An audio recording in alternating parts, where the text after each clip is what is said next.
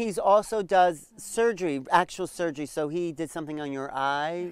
Talk about that. Okay. I woke up one morning at the end of filming and thought, well, the only thing I haven't really experienced is physical surgery. Maybe I should see what that feels like. Yes. Yes.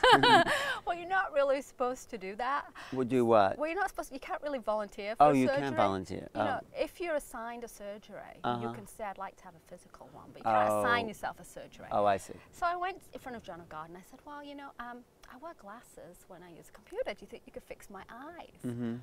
And he smiled and he said, yes, we can do a surgery. And he's in an altered state. He's in a trance with these. This is the spirit. Of course, he knows what I'm up to, right? So I'm going to have this. I've got all the cameras set up, and I'm going to have.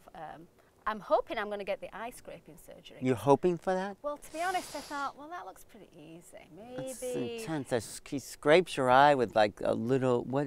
I'm thinking, well, you know, maybe it's a little sleight of hand. Maybe if you're fairly meditative, you don't really feel it. I see.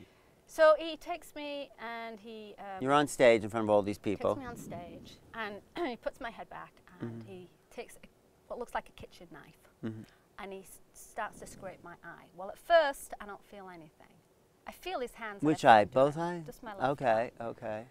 And then, when he comes back to scrape it, I felt everything.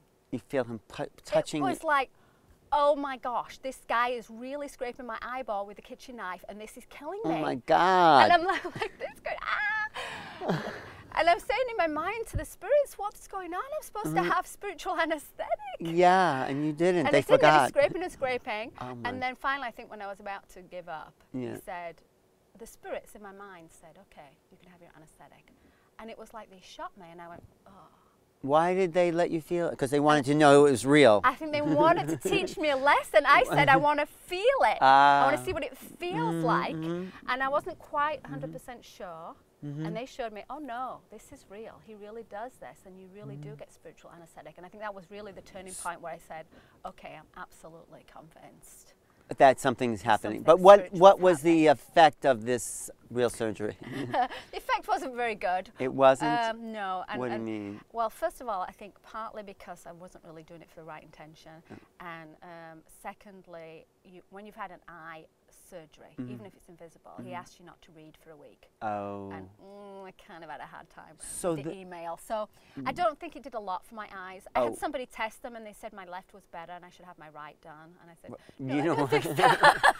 So it wasn't anything bad that happened, it just wasn't anything that you could noticeably see. Yeah, exactly. Well, you do have nice bright eyes, though. So the other thing is people go and he also asks them not to have sex, not to eat spicy food. If you have a spiritual surgery, yes, you can't have sex for 40 days the first time or 7 days the second time. Okay. And I actually have a funny moment on my documentary because we interview a girl who did break the rule. Oh, what happened to her? I said, which rule did you break? And she admits she broke the sex rule. And so... Oh, you've got to watch the documentary. But what happens? All right, so she tells me she's itching and she's going like this on her arm. And I said, your arm's itching? And she goes, no, not my arm. Really? Yeah. So the idea behind that is to just keep the energies into yourself, right? They say, you know, these are a few rules that the spirits say, and I think it's about the energy. When they do a spiritual surgery on you, they're setting you up in a cocoon of energy, and you know, sexual energy is definitely going to change that. They also don't want you eating spicy food, but I think it's about they don't want you messing up that energy. They don't want you going for any kind of energy healing from anybody else while they're working on you. Right. And they do continue to work on you. For how long? For at least 40 days? They work on doing surgeries for about 7 days. Wow.